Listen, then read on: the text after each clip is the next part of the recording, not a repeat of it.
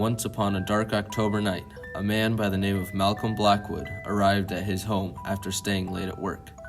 The streets were dim with the flickering streetlights and the subtle glow of the new moon. Malcolm left his Dodge Charger by the curb and traipsed towards his house. The storefronts on the street were perfectly indistinguishable, saddened with age and weather. He jammed his key into the rusty keyhole. The lock clicked and he creaked open the door. He strode through the entryway, hanging his coat and hat on hooks protruding from the wall. He made his way toward the kitchen, upset to see his shopping list on the island counter. In the busyness at the lab, Malcolm had forgotten to run his errands. "Drat," he said aloud to the nothingness of his house. He checked the list again and flipped it to the back side. There, in tall, thin letters, scribbled in red ink, were the words, "Is cereal a soup?" Malcolm did not remember writing that. But the question did spark his interest. Well, is cereal a soup? He had to learn more. Checking the fridge was fruitless, literally. All he had was some milk. Did he really eat all the rest of its contents? Seems unlikely, but apparently he did. The refrigerator was as empty as his stomach, so he searched the rest of the kitchen, only to find a lonesome box of Reese's Puffs. How ironic. He snagged a bowl and a spoon from the dish drying rack, plopped himself at the table, and began to eat the cereal.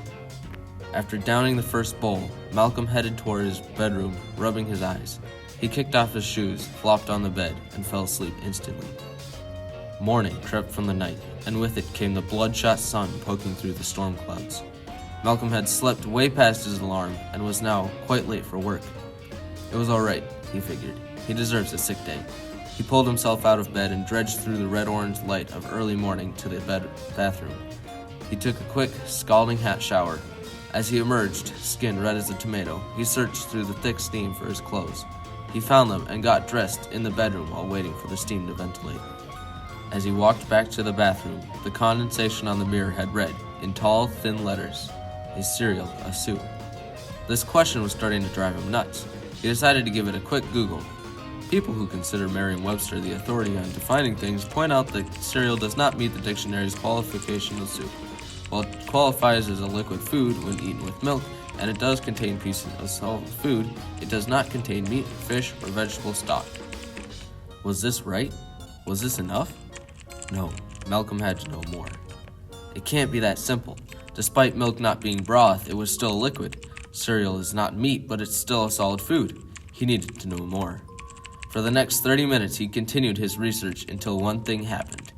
His computer crashed. Actually, his bowl of cereal spilled and the milk sopped through the keys, shutting his computer down completely, but he had gotten somewhere. In order to find more, he decided to go to the library. Upon reaching his front door, though, he found it stuck. He kept pushing at it over and over, but got nowhere. He pushed as hard as he could, even giving it a running start. The door didn't budge. Must be something wrong with it if it can't be pushed open. He'll have to try something else. He cleared the living room and threw the furniture in the guest bedroom.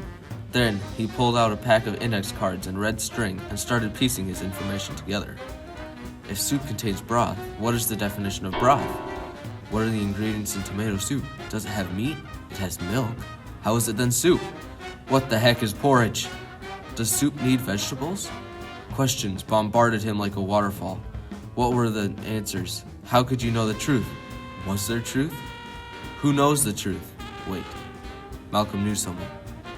He whipped his flip phone out of his pocket and called up his mom. Brrrr, brrrr, brrrr. She picked up on the third ring. Not you again. What?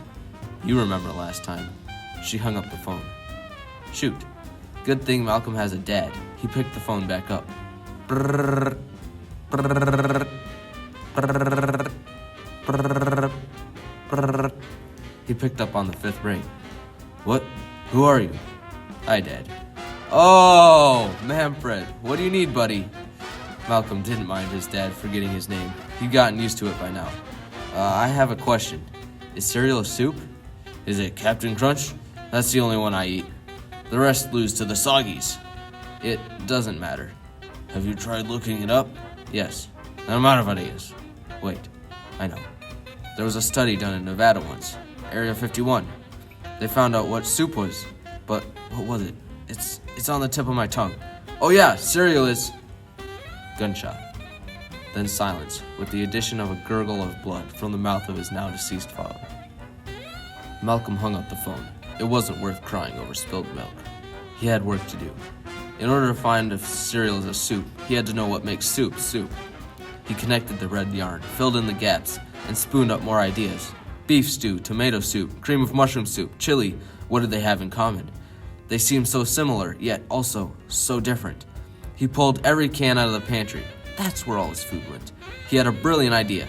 What if he combined every soup? Then he would have an answer. He needed a dish. A big one. Since his front door still wouldn't push open, Malcolm crept out the window. He hopped in his car and drove to the news station. Everything was eerily quiet, just the way he liked it. He pulled his wrench out of his pocket and got to work on the satellite dish.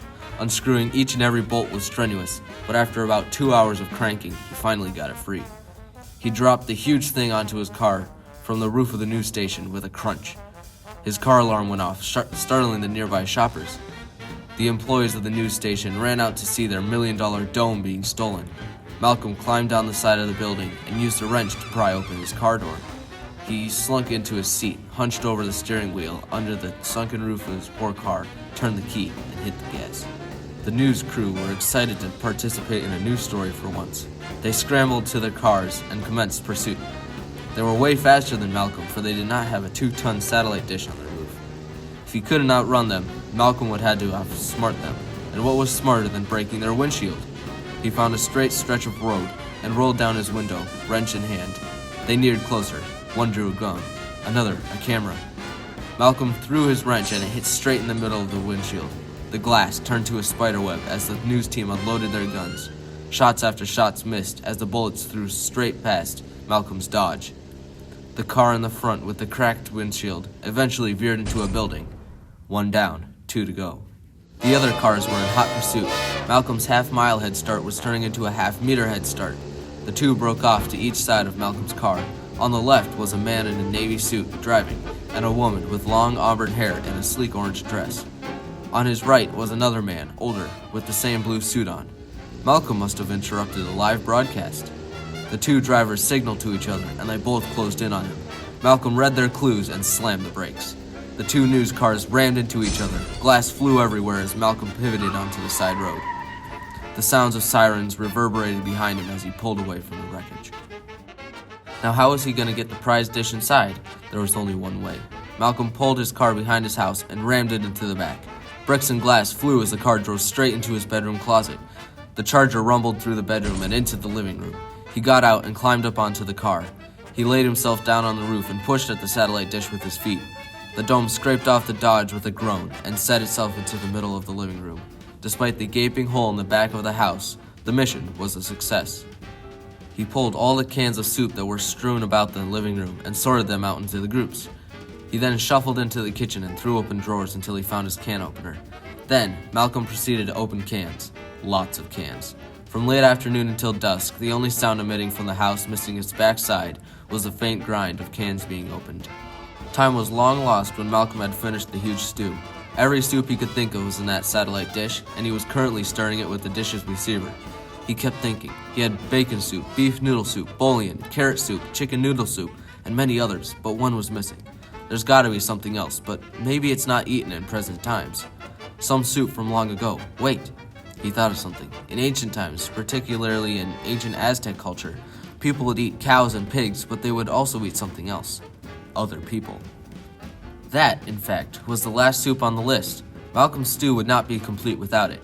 He pulled out his grandmother's recipe book from the top shelf in the kitchen and blew off a Sahara of dust, making sure not to get any on his soup, of course. He had cracked open the cover and carefully turned the razor-thin pages to the last recipe. Cannibal soup, he read aloud. Cannibal soup. Boiling water, diced carrots, 5 ounces of sour cream, 10 floors of broccoli, 2 sliced potatoes, 1 pickle, 1 human being. Remove bones, hair, and cartilage. Cut eyes into eighths and discard nails. For optimal taste, clean human.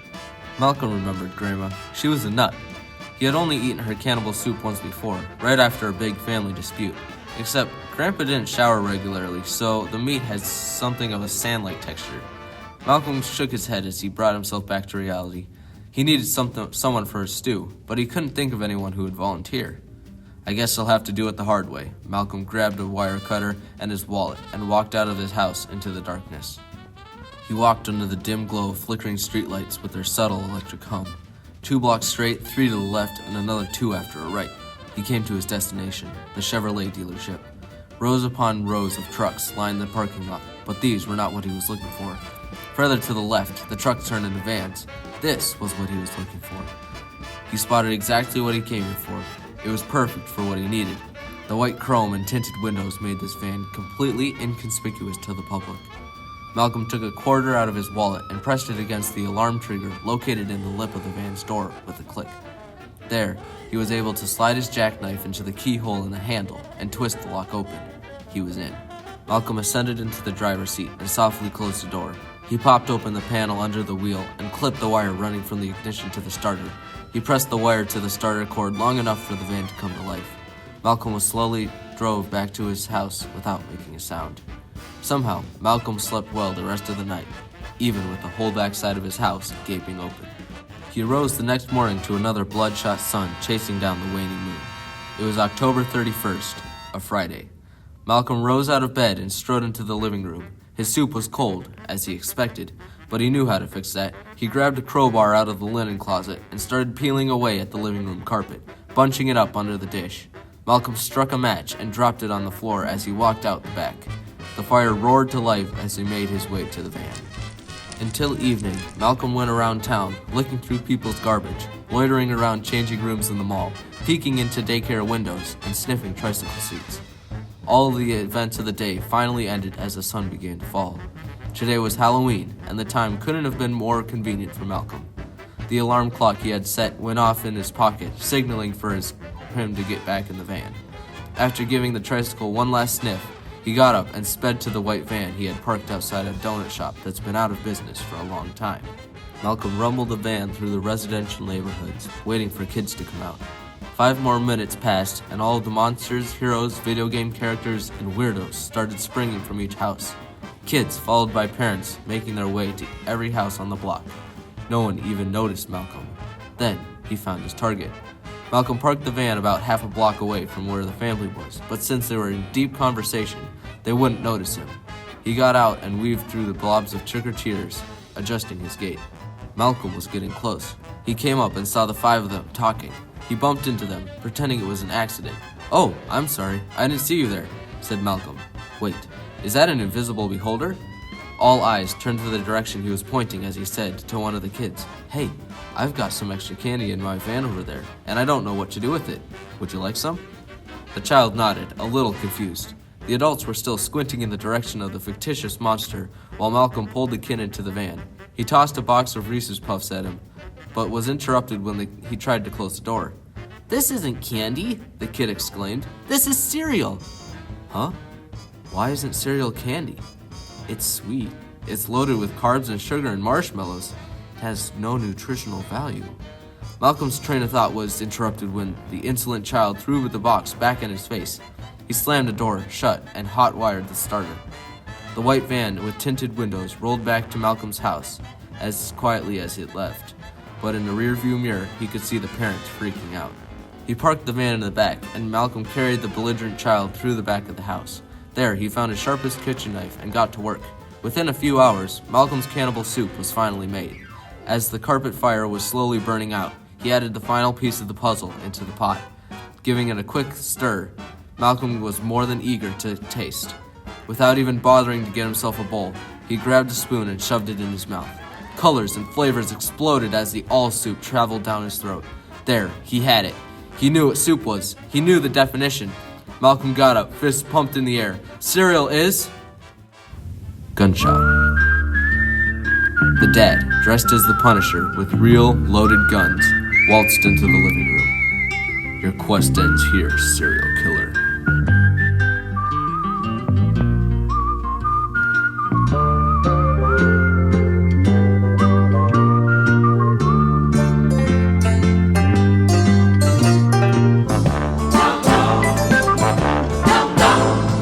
He's the guy who's the talk of the town, with the restless gun. Don't you bother to fool him around. keeps the varmints on the run. Boy keeps the varmints on the run. You may think he's a sleepy type guy.